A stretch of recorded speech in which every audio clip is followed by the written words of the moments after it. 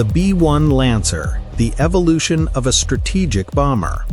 The B-1 was designed as a fast breaker of Soviet air defenses on nuclear missions, an aircraft from an era when the future was measured in Mach numbers, altitude, and minutes of approach. Yet it didn't become famous for its nuclear role, but as a versatile workhorse, where what mattered was no longer megatons, but hours of patrol over the battlefield, precision, and the ability to drop more munitions in a single sortie than an entire squadron. The rise of the B-1 tells how an aircraft built for one war became the legend of another. But will its capabilities be sufficient for future conflicts? Or will it hand over its responsibilities to another legend, the B-52 Stratofortress? Let's find out now. The B-1 Lancer's trajectory began at the height of the Cold War, when strategic planning relied on rigid, almost mechanical calculations. How many minutes does it take a bomber to reach its target? At what altitude will it fly? Will it be able to overcome the enemy's layered air defense system, saturated with radar stations, anti-aircraft systems, and interceptors? The answer to these questions, and many others, was to be a new American bomber, faster and more aggressive than the B-52 Stratofortress. Equipped with variable geometry wings, prototype speeds exceeding Mach 2, and capable of flying at extremely low altitudes, the B-1's design testified to the United States' burning desire to win the race against time. The Lancer had to break through where the enemy simply wouldn't have time to react. But the world changed faster than the designers had anticipated. The B-1's first major obstacle was inflation,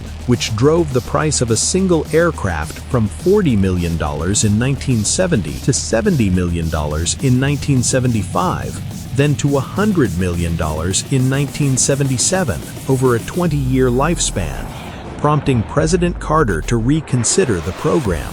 Fuel was also added to Carter's fire of doubts by the U.S. Air Force's intensive work on its new stealth aircraft, the Advanced Technology Bomber, ATB, which at the time seemed far more promising than yet another bomber. However, the final touch that put an end, albeit temporary, to the career of the B-1, which had not yet entered production, was the situation with the Soviet defector pilot Viktor Belenko, who defected to Japan with his MiG-25 Foxbat in September 1976. During his interrogation, he spoke of the new Soviet Super Foxbat, almost certainly a MiG-31 Foxhound, equipped with a radar capable of detecting and shooting down targets from below to attack cruise missiles. This feature of the new Soviet fighter would have made any American aircraft flying at low altitude visible and easy to attack. Thus, the question of survivability and the fact that the B-1's armament at the time was similar to that of the B-52 led many officials and military personnel to increasingly question the Lancer development program. For example, Democratic U.S. Senator Edward William Proxmire regularly ridiculed the B-1, calling it nothing less than an expensive dinosaur. Pentagon officials also seized every opportunity to publicly criticize the B-1, claiming that the AGM-86 air-launched cruise missile ALCM, launched from the fleet of existing B-52 Stratofortresses, would give the U.S. Air Force equivalent capabilities for penetrating Soviet airspace. Ultimately, in 1977, Carter announced the cancellation of the B-1A in favor of intercontinental ballistic missiles, submarine-launched ballistic missiles, and a fleet of upgraded B-52s with the AGM-86 ALCM. But the B-1 was too high-performing to be forgotten so easily. Consequently, with the arrival of President Reagan, the decision was made to purchase both the B-1 and the Advanced Strategic Stealth Bombers of the ATB program. In the winter of 1982, the U.S. Air Force awarded Rockwell two $2.2 billion contracts for the development and production of 100 B-1 bombers, and work resumed. Admittedly, the design of the original B-1 was not without modifications, as it had to be adapted to the expected tasks. The result was a modified B-1B with a reduced maximum speed, which allowed the variable aspect ratio air intakes to be replaced with simpler fixed geometry ones. This significantly reduced the B-1B's radar signature, a welcome trade-off for the reduced speed. The B-1B prioritized high subsonic speeds at low altitudes, increasing the initial Mach 0.85 to Mach 0.92, with the converted B-1 achieving a top speed of Mach 1.25. A distinct point of importance was the increase in maximum takeoff weight from 395,000 pounds for the B-1A to 477,000 pounds for the B-1B. Naturally, no one was thinking about the B-1's confrontation with the Soviet MiG-31's radars and their Zaslon radar system. To address this, the Lancer's electronic warfare suite was heavily upgraded. In 1966, the B-1B officially entered service with the Strategic Air Command as a nuclear bomber, and by 1988, the U.S. Air Force had received all 100 aircraft.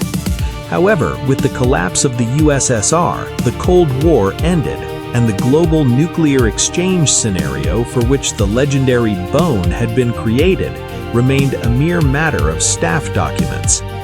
In 1992, it was transferred to Air Combat Command and converted to conventional bombing missions, completely dismantling its nuclear mission by 1994. The 1990s were generally traumatic for the B-1. The aircraft was quite complex and expensive to maintain and had no clear role at the time. But at the same time, warfare itself was changing. Strikes were becoming more targeted, and the ability to deliver large quantities of munitions to a specific location and hover over it was becoming more important. The B-1 proved ideal for all these roles, even though its initial purpose was completely different. The bomber's first test was the operation against Yugoslavia in 1999. During the Allied force campaign, heavy bombers played a role that would have been difficult to predict even 10 years ago. While flying only a small fraction of all combat sorties, they provided a significant portion of the total volume of ordnance dropped, operating from long distances and minimizing the burden on forward airfields. For the B-1, this moment was a turning point. The aircraft finally established itself as a conventional strike aircraft, capable of performing missions previously considered the preserve of tactical aviation. Simply put, Kosovo had proven that relying on range and payload can have a strategic impact even in a limited conflict. In Iraq, Lancers evolved from precision strikes to systematic use in a major campaign. During Operation Iraqi Freedom, the bombers acted as mobile arsenals, capable of striking dozens of targets in just one sortie. A distinctive feature of the B-1 was its ability to patrol for long periods and quickly respond to any changes in the situation. With ground forces rapidly advancing, this turned the aircraft into a vital support element, reducing the time between target acquisition and engagement. This is where the B-1 earned its reputation as the U.S. Air Force's long-range strike workhorse. During the war in Afghanistan, the mountainous terrain, remoteness of the theater, and limited infrastructure made the role of long-range aviation, the B-1 in particular, particularly in demand. It was increasingly used not as a classic strategic bomber, but as a means of close air support to the troops. It circled over the combat zone for hours, which meant almost constant fire support for the soldiers on the ground, and the ability of the command to solve problems without transferring large air forces to forward airfields.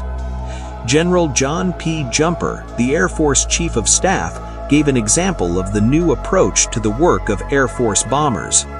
A combat air controller in Afghanistan transmitted enemy coordinates to a B-52 bomber at 39,000 feet, which then dropped laser-guided munitions on a target just 1,000 feet in front of friendly forces. "That's the effect of close air support," Jumper said. "You didn't see the airplane or feel the heat from the engines, but the precision was even better than what we were able to do in Vietnam." This experience proved unique in many ways. A strategic bomber designed for a nuclear strike against a continental enemy found itself integrated into the tactical chain of modern warfare, working closely with UAVs, reconnaissance, and forward air controllers, thereby completely blurring the line between strategic and tactical aviation.